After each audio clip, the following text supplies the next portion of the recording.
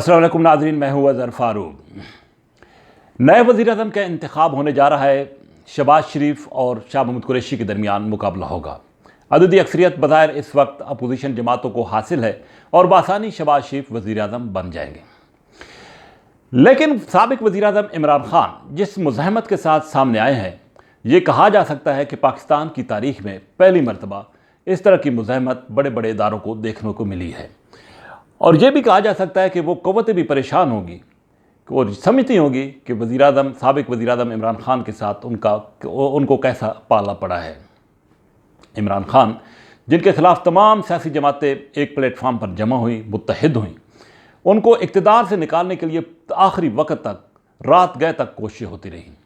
Opposition जमातें कौमी assembly के इजलास में अददी अक्सरियत हासिल करके बैठी थी, लेकिन ये जुर्रत नहीं हो रही थी कि इमरान खान के ख़िलाफ़ अदम एतमाद की तहरीक कामयाब करा सके।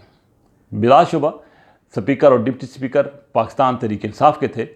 इसी वजह से पाकिस्तान तहरीक इंसाफ को फ़ायदा तो था, लेकिन अपोजिशन जमातें मुकम्मल तौर पर बेबस नज़र आ रही थीं और ऐवान के अंदर अपोजिशन जमातों का लब व लहजा इंतहाई धीमा था, ताकि कोई ऊँची आवाज़ भी ऐसी ना निकले जिसकी वजह से पाकिस्तान तहरीक इंसाफ की क़यादत पर या PTI पर गिरां गुजरे और अदम एतमाद की तहरीक मज़ीद मौखर ना हो जाए।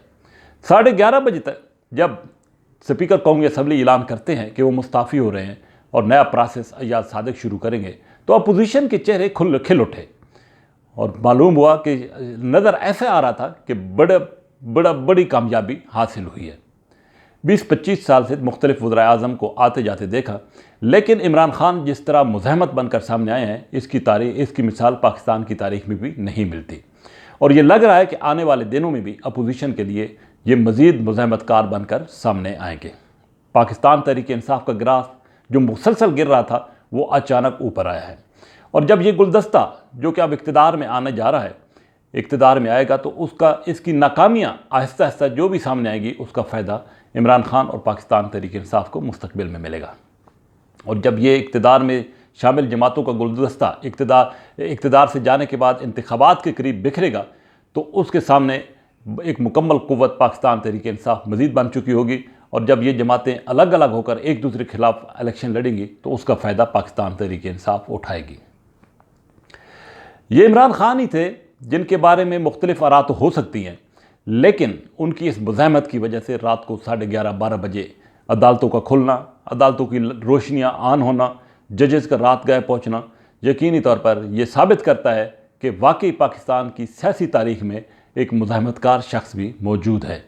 और ऐसे शख्स की मुख्तलिफ तनकीद तो हो सकती है, लेकिन पाकिस्तानी सियासत में ज़रूरत यकीनन है, ताकि कहीं ना कहीं कोई रुकावट बनने वाला या सामने खड़े होने वाली कोई शख्सियत मौजूद है।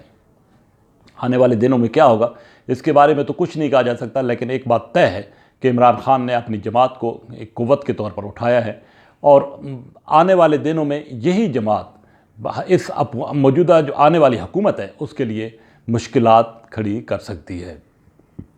अब वज़ीर-ए-आज़म का इंतखाब भी हो जाएगा, शहबाज शरीफ कामयाब भी हो जाएंगे, लेकिन चैलेंजेस बहुत ज़्यादा हैं आने वाले दिनों में मियाँ शहबाज शरीफ और उनकी जमात के हवाले से और मुत्तहिदा अपोजिशन के हवाले से भी। और इसका तमाम तर क्रेडिट इमरान खान को जाएगा। वो इससे मुकम्मल तौर पर फ़ायदा उठाएंगे और आने वाले दिनों में इन जमातों के लिए मज़ीद मुश्किलात और मुज़ाहमत बनकर सामने आएंगे। अब देखना ये है कि किस अंदाज से आने वाली हुकूमत कामयाब होती है, लेकिन एक बात तय है कि इमरान खान ने अपने आप को मनवा लिया है और आने वाले दिनों में वो अपनी मज़ीद ताकत को इकट्ठा करके इंतखाबात में एक बड़ा चैलेंज बनकर सामने आ सकते हैं। इसी के साथ इजाज़त, अल्लाह हाफ़िज़।